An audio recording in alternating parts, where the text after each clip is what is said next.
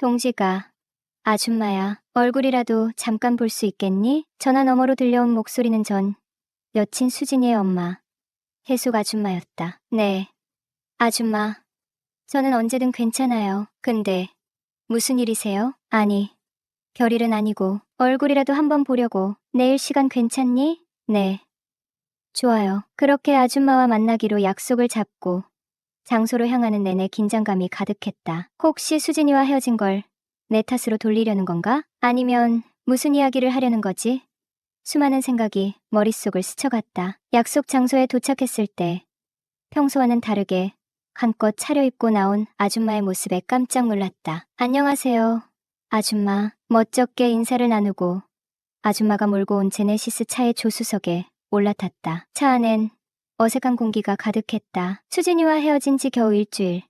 아직 이별의 아픔이 가시지도 않은 상태에서 전 여친의 엄마와 단둘이 만난다는 게 익숙할 리 없었다. 조수석에 앉아 슬쩍슬쩍 아줌마의 표정을 살피던 나는 속으로 생각했다. 내가 바람나서 헤어진 것도 아닌데 왜 이렇게 긴장하지? 숨을 깊게 내쉬었다.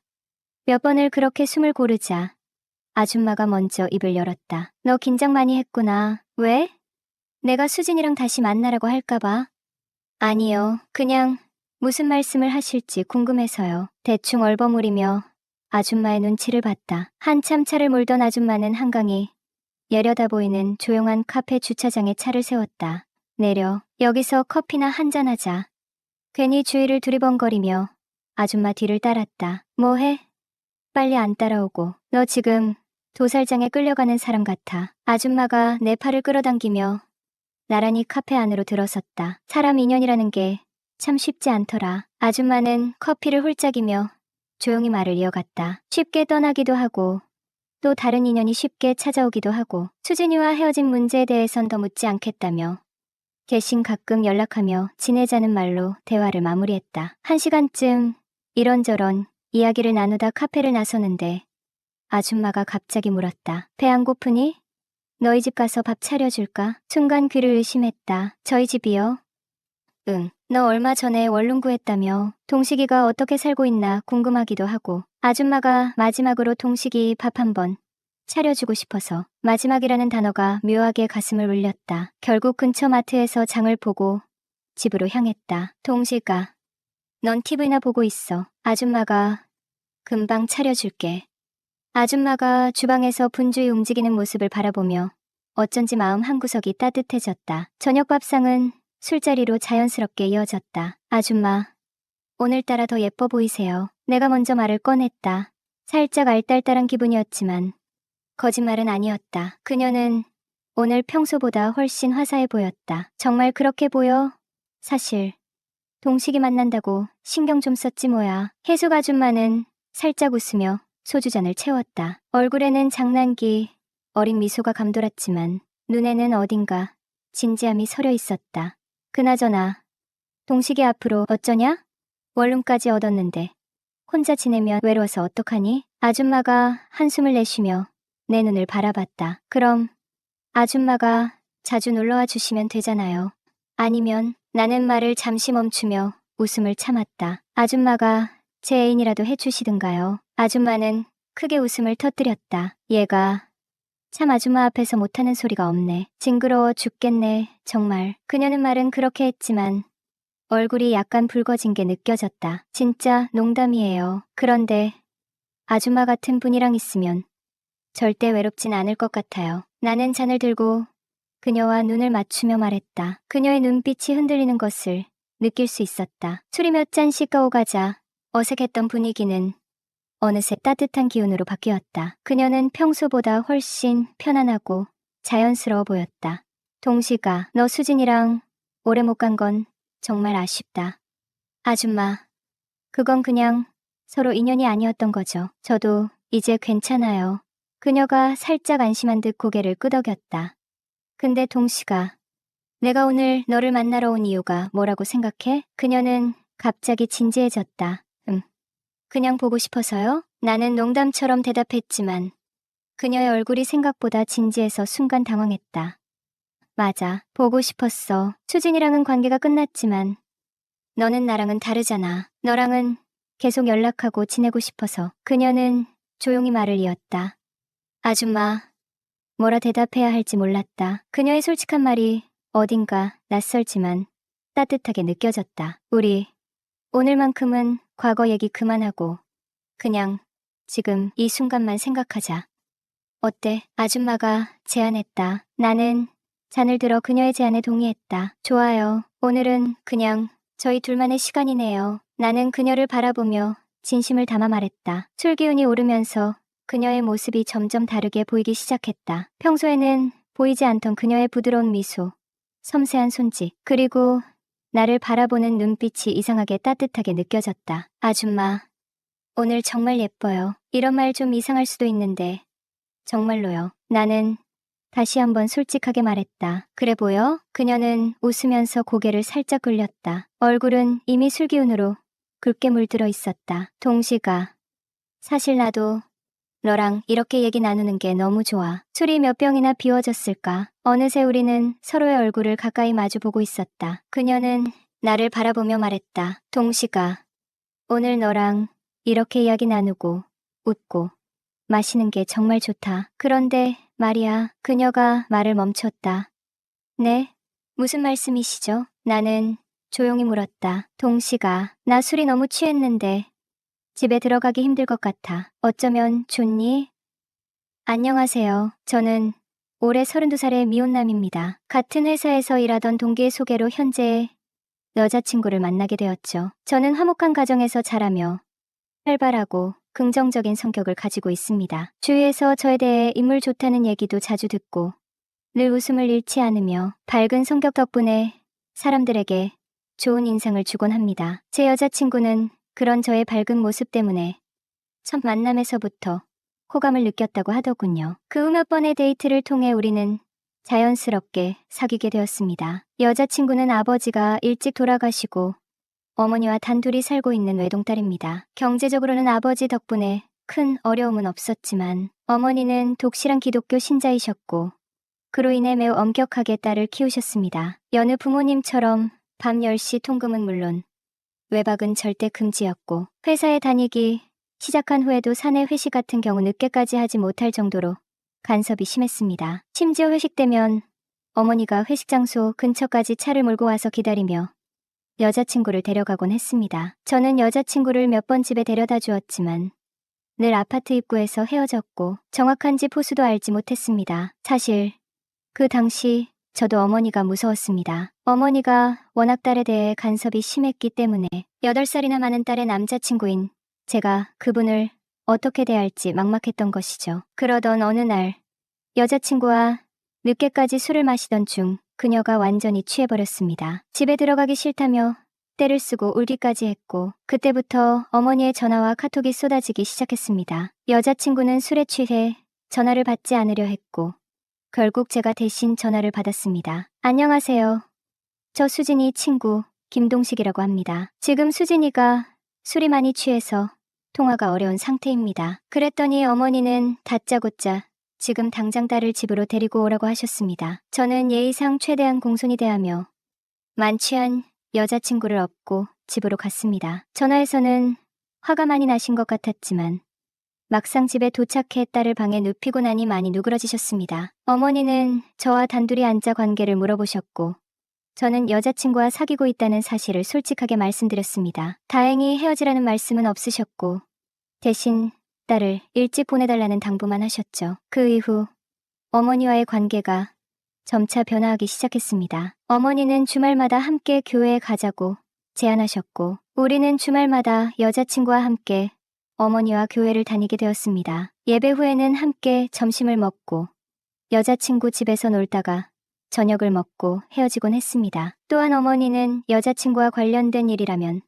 자주 저에게 전화를 하셨습니다. 여자친구의 표정이 안 좋아 보일 때면 무슨 일이 있냐고 물어보시기도 했고 연애를 시작한 이후 어머니와 여자친구가 다투는 일이 많아지면서 저와의 통화도 점차 늘어갔습니다. 그런 와중에 여자친구가 독립을 결심하게 되었습니다. 어머니는 이를 강하게 반대하시며 제가 여자친구에게 바람을 넣은 게 아니냐고 저를 나무라시기도 했습니다. 그러나 여러 갈등 끝에 어머니와 여자친구는 집 근처에서 살되 어머니가 자주 방문하지 않기로 합의했습니다. 결국 여자친구는 집에서 도보로 5분 거리에 있는 원룸을 얻어 독립하게 되었죠. 어느 날 여자친구가 주말을 이용해 제주도로 2박 3일 여행을 떠나게 되었고 그 일로 어머니와 큰 갈등이 생겼는데 어머니는 속상함을 참지 못하고 저에게 전화를 걸어 하소연을 시작하셨죠. 동식아, 나 요즘 많이 힘드네. 품 안에 자식이라고 막상 수진이가 나가 살고 집에도 잘 안 오고 그러니깐 허전하면서 외롭기도 하고 나 어떡하면 좋니? 그 말을 들은 저는 아줌마의 마음을 이해하려고 애썼고 조금씩 위로의 말을 건넸습니다. 아줌마 처음이라 그러실 거예요. 나중에 멀리 시집이라도 가면 어쩌시려고 그러세요? 지금부터라도 조금씩 적응해 가셔야죠. 그리고 수진이한테만 너무 의존하지 마시고 취미생활도 가지고 남자친구도 좀 사귀고 그러세요? 남자친구, 내가?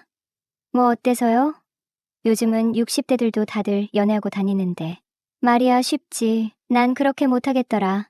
그렇게 대화를 나누던 중 저는 아줌마에게 그럼 혼자 있기 그럼 저한테 연락하세요. 말동무든 술친구든 뭐든 해드릴 테니 라고 말했습니다. 정말 동식이가 내 딸보다 낫네. 그래 라며 아줌마는 웃었고 그 말이 저에게는 또 다른 의미로 다가왔습니다. 아줌마가 제게 느끼는 고마움과 의존이 점차 커져가는 것을 느끼며 그 관계는 자연스럽게 가까워졌습니다. 이후로 우리는 자주 만나게 되었습니다. 아줌마가 외로워지실 때마다 저에게 연락을 주셨고 저는 그녀의 말동무가 되어 주었고 가끔은 술 한 잔도 함께하며 시간을 보냈습니다. 처음에는 단순히 위로의 차원에서 만났지만 점점 더 그녀와의 만남이 자연스러워지고 서로에게 점점 더 의지하는 사이가 되었죠. 아줌마는 이제 저에게 진심으로 마음을 열었고 그동안 속으로 눌러두었던 감정들을 저에게 털어놓으며 함께 시간을 보내는 일이 많아졌습니다.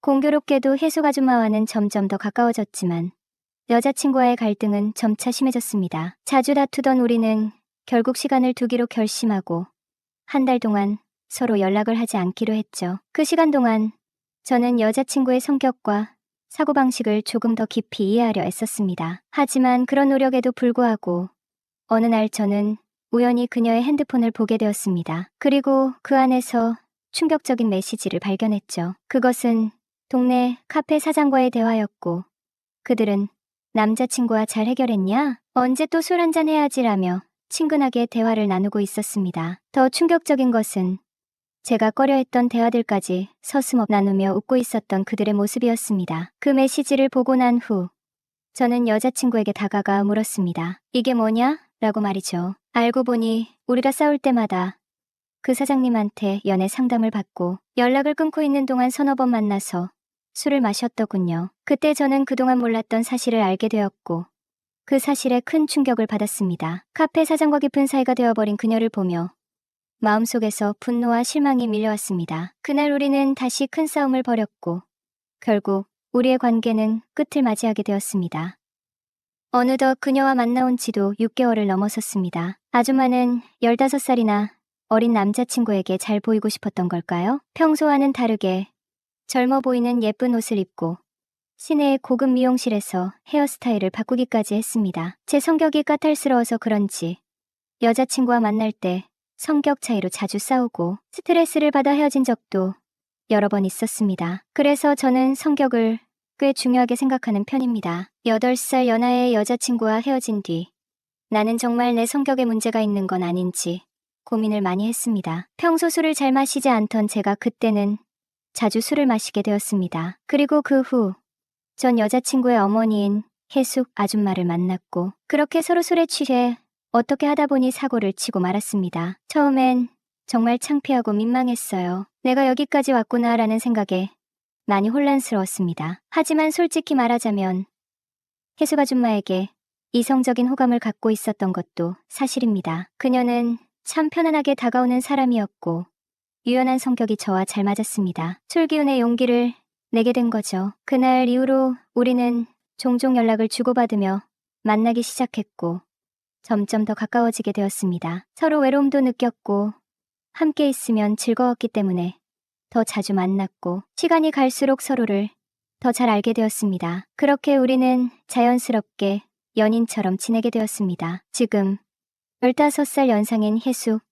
아줌마와의 관계에 대해 고민이 많습니다. 나이 차이도 있고 또 여러 가지 복잡한 감정들이 얽혀 있지만 함께 있을 때 느끼는 즐거움과 편안함이 커져가고 있다는 걸 부인할 수 없습니다. 이 감정이 어디로 갈지 모르겠지만 지금은 그저 함께 있는 순간들이 소중하고 서로를 더 알아가는 시간이 중요하다고 생각합니다. 사랑은 나이에 상관없이 마음이 통할 때 이루어진다. 안녕하세요. 먼저 제 소개 간단하게 하겠습니다. 저는 평범한 30대 여성이에요. 평범한 여성인 저한테 찾아온 아주 평범하지 않았던 사연을 지금 여러분께 소개하려고 합니다. 그 어디서도 하소연할 데가 없어서 너무 심란하고 답답했는데 우연히 이 채널을 알게 되어서 너무 반가운 마음입니다.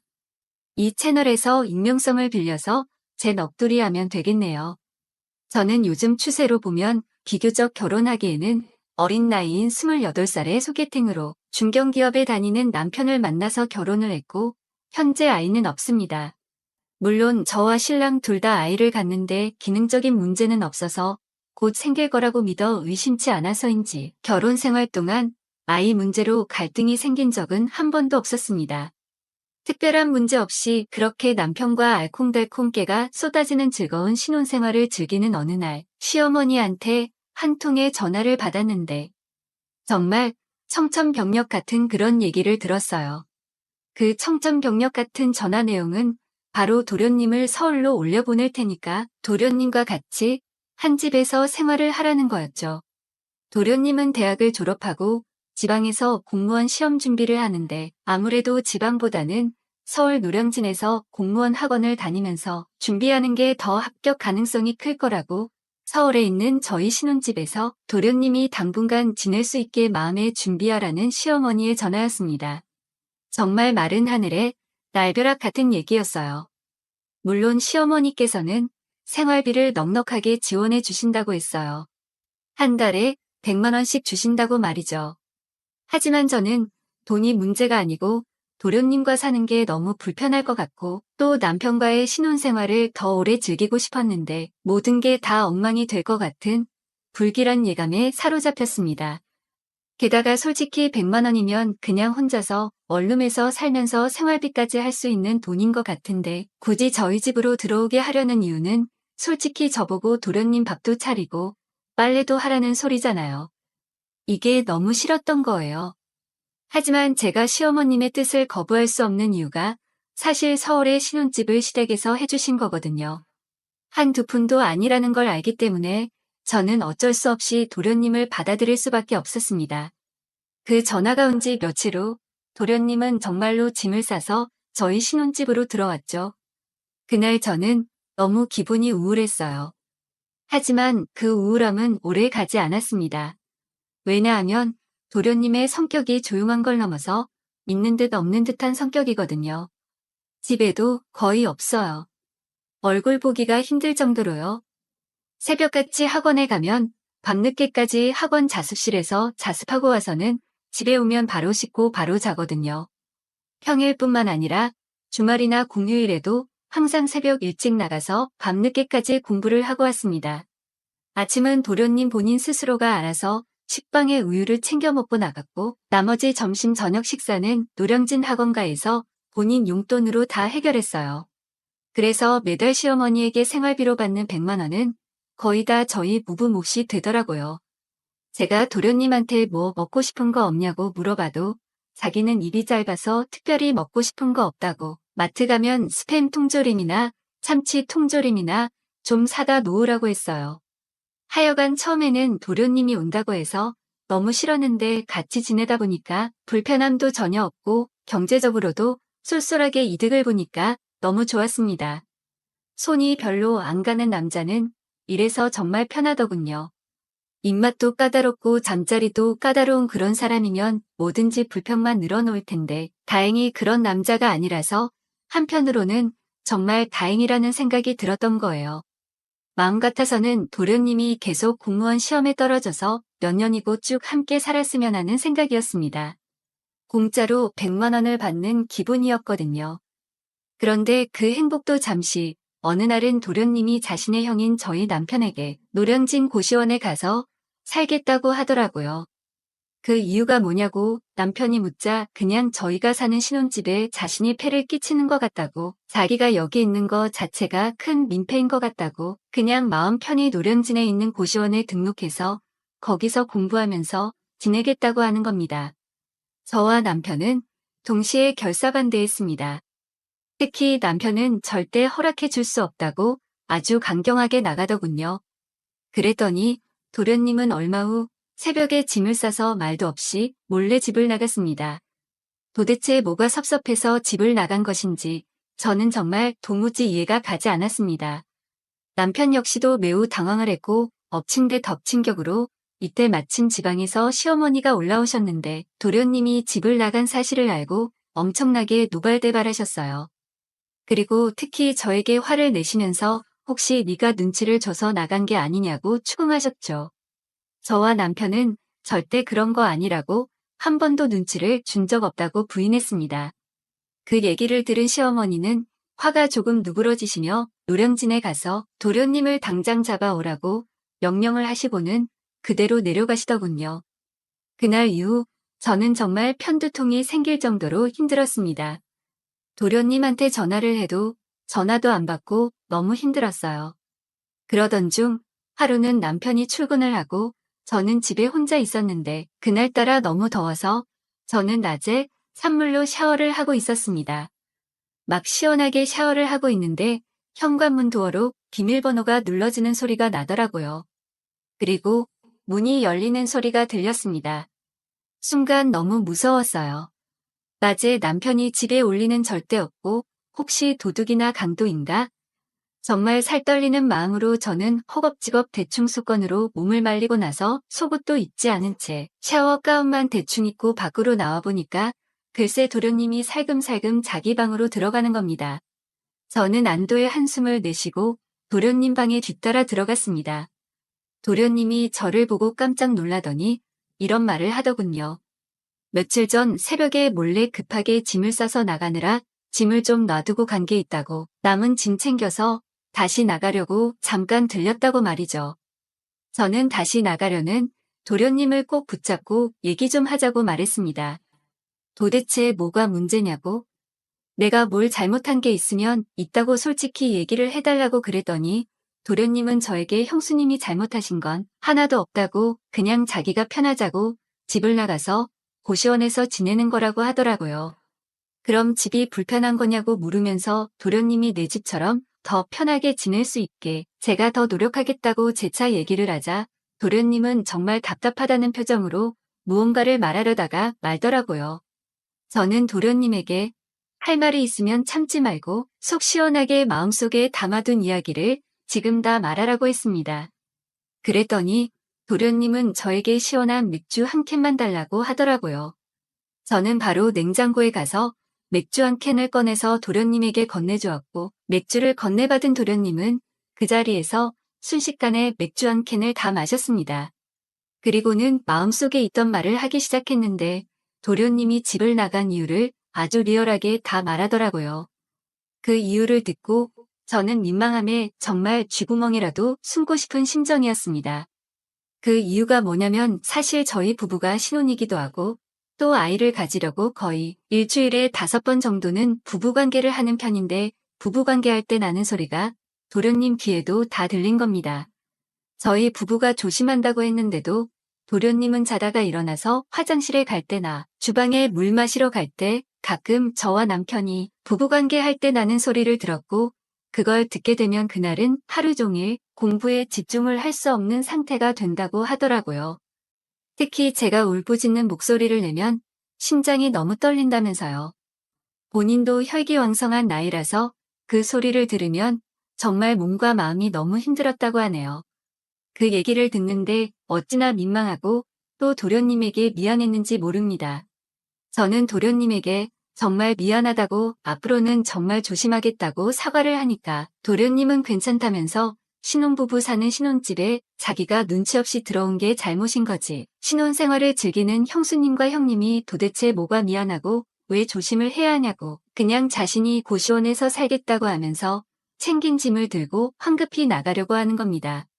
저는 일단 어떻게든 남편이 들어올 때까지 도련님을 잡고 있어야겠다는 생각에 도련님을 못 나가게 잡았습니다. 나가려는 도련님과 어떻게든 필사적으로 못 나가게 막던 저는 그렇게 한동안 실랑이를 벌이다가 그만 큰일이 생겼습니다. 저는 제가 샤워 가운을 입고 있다는 것도 인지 못하고 있다가 대충 걸친 샤워 가운 줄이 풀어지고 제 몸의 일부가 그대로 노출이 된 거죠. 그걸 본 도련님은 엄청 당황을 했고 저 역시도 당황을 해서 더 이상 도련님을 못 나가게 막을 수가 없는 상황이 되더라고요. 그렇게 한동안 정적이 흐르는데 느닷없이 도련님 코에서 코피가 흐르는 겁니다. 저는 마침 제 앞에 있던 휴지를 뽑아 도련님 코피를 닦아줬는데 코피가 어느덧 멈추자 도련님이 코피를 닦아주던 제 손을 잡더니 뭔가를 갈구하는 눈빛으로 저를 뜨겁게 바라보는 겁니다. 그때 묘한 분위기가 연출되었고 도련님은 그때 이런 말을 하더라고요. 형님이 정말 부럽다고 형수님 같은 여자와 사는 형님이 너무 미치게 부럽다고 말이에요. 이 집에서 살면서 너무 힘들었다고 아름다운 형수님과 밤마다 사랑을 나누는 형님이 부러워서 미칠 것 같았다고 그렇게 말하고는 저를 wal아가는 겁니다. 그때 거부했어야 했는데 저는 너무나도 귀여운 도련님을 거부할 수 없었습니다. 그렇다고 제가 도련님한테도 욕정을 품을 만큼 그걸 심하게 밝히는 음흉한 여자라서가 아니고 도련님에게 연민의 정을 느꼈기 때문에 대차게 거부할 수 없었던 것 같아요. 그 당시에 도련님이 너무 가엾다는 느낌이 들었거든요. 얼마나 힘들고 외롭겠어요. 더군다나 미래가 불투명한 상황에서요. 그렇게 도련님의 손길을 거부하지 못하다가 결국 저와 도련님은 절대 넘지 말아야 할 선을 결국 넘게 되었습니다. 그것도 대낮에요. 제가 정말 기분 좋게끔 잘해드렸죠. 그때 도련님과 저는 평생 무덤까지 가지고 갈 비밀이라고 서로 약속을 했고 도련님은 다시 저희 집에서 살기로 했었습니다. 그날 이후 남편 보기가 미안하긴 했지만 한순간 실수였고 다신 그런 실수가 없을 거니까 죄책감을 버리고 다시 일상으로 돌아가기 시작했습니다. 물론 그 이후 남편과 저는 부부 생활을 거의 안 하다시피 했어요. 남편도 동생이 왜 집을 몰래 나갔는지 이유를 알게 되었거든요. 정말 가끔 진짜 못 참겠으면 남편과 저녁에 숙박업소를 가서 풀고 오긴 했죠. 그러던 어느 날, 그날도 남편은 출근하고 없고 저 혼자 집에 있는데 낮에 도련님이 집에 들어오는 겁니다. 저는 도련님에게 낮에 무슨 일이냐고 지금 학원에 있어야 할 시간 아니냐고 물어봤어요. 그러자 도련님은 공무원 시험 수험서를 집에 놔두고 가서 다시 가지러 왔다고 했는데 그 말을 하는 순간 입에서 술 냄새가 나더라고요. 왜 저러나 싶었습니다. 열심히 공부해도 될까 말까 한 시험인데 저렇게 대낮부터 술을 마시면서 어떻게 하려고 저러나 싶었어요. 도련님은 그때 저한테 묻더라고요. 요즘은 왜 부부 생활을 안 하는 거냐고요. 사랑을 나누는 소리가 전혀 안 들린다고요. 저는 그 말에 기분이 매우 나빴습니다. 그래서 저는 대꾸도 안 하고 방으로 들어가려고 하는데 도련님이 저를 잡더니 딱 한 번만 더 하자고 하더군요. 저는 그 손을 뿌리치면서 2번 다시 그런 소리 하면 가만히 안 둔다고 했습니다. 도련님은 그때 저한테 협박하듯이 지금 안 해주면 형한테 우리 관계 다 말할 거라고 하더라고요. 정말 기가 막혔습니다. 불쌍해서 한 번 응해줬더니 이제 그걸 빌미로 협박하다니 진짜 인간 이하로 보이더군요. 하지만 남편에게 다 일러 바치겠다는 말 때문에 저는 이번에 딱 한 번만 더 해주면 앞으로는 절대 우리 관계 폭로한다는 그딴 말 안 하는 거라고 약속을 받고 또 한 번 도련님에게 저를 내주었습니다. 정말 그때는 울고 싶을 만큼 많이 비참하더라고요. 내가 왜 그런 바보 같은 짓을 했는지. 그런데 문제는 점점 더 악화되었습니다. 도련님은 그 이후로도 저에게 관계를 요구했고 제가 거부하면 역시 그때와 마찬가지로 모든 사실을 말하겠다고 하더라고요. 심지어는 남편이 집에 있는데도 몰래 요구를 할 때도 있었고요. 정말 도를 넘은 아니 인간이기를 포기한 도련님의 그런 행동을 더 이상 참을 수가 없어서 저는 아주 큰 결단을 내렸습니다. 그 결단은 이혼 당할 걸 각오하고 남편에게 모든 사실을 털어놓기로 마음먹은 거예요. 더 이상 짐승 같은 도련님에게 끌려다닐 수 없었기 때문이죠. 그리고 결국 얼마 후 저는 남편에게 모든 사실을 털어놓았고 남편은 그 사실을 듣자마자 충격을 받았는지 쓰러지려고 하더라고요. 겨우 정신을 차린 남편이 저를 노려보더니 따귀를 한 대 세차게 때렸습니다. 저는 100번, 1000번 맞을 만했습니다. 그보다 더 심하게 저를 때렸더라도 할 말이 없었을 겁니다. 잠시 후 도련님이 집에 들어왔고 남편은 도련님을 보자마자 정말 복날의 개 잡듯이 두들겨 패더군요. 정말 놀랐습니다. 남편에게 저런 모습이 숨어 있는지. 하긴 아무리 순한 사람도 아내가 자기 친동생과 부적절한 관계에 있었다면 눈이 뒤집혔겠죠. 정말 저러다가 도련님이 맞아 죽는 게 아닌지 걱정까지 들더라고요. 하여간 반쯤 죽을 만큼 두들겨 패고 나서 도련님을 쫓아냈습니다. 얼마 후 저도 친정으로 쫓겨났는데 남편은 저에게 생각할 시간을 달라고 했고 저는 그런 남편의 결정을 기다리는 중입니다. 남편이 저를 용서해 준다면 평생 남편을 섬기면서 살 것이고 만약에 남편이 저를 결국 용서를 안 해주고 이혼을 하자고 해도 저는 그 뜻을 받아들일 겁니다. 왜냐고요? 저는 정말 해서는 안 될 짓을 벌였고 남편에게 씻을 수 없는 상처를 준 아내잖아요. 정말 하루하루 많은 반성과 성찰을 하고 있습니다. 제가 너무 큰 죄를 지어서 정말 남편에게 미안하네요. 그리고 도련님 그놈은 공무원 시험 포기하고 지방에 내려가서 농사를 짓는다고 하네요. 잘 된 것 같습니다. 그렇게 부도덕한 인간이 공무원이 된다면 나라가 어떻게 되겠습니까? 하여간 제 얘기는 여기까지였습니다. 여러분들은 저를 교훈 삼아서 절대 저같이 어리석은 실수는 절대 하지 말아주세요. 그럼 저는 이만 물러나겠습니다. 감사합니다.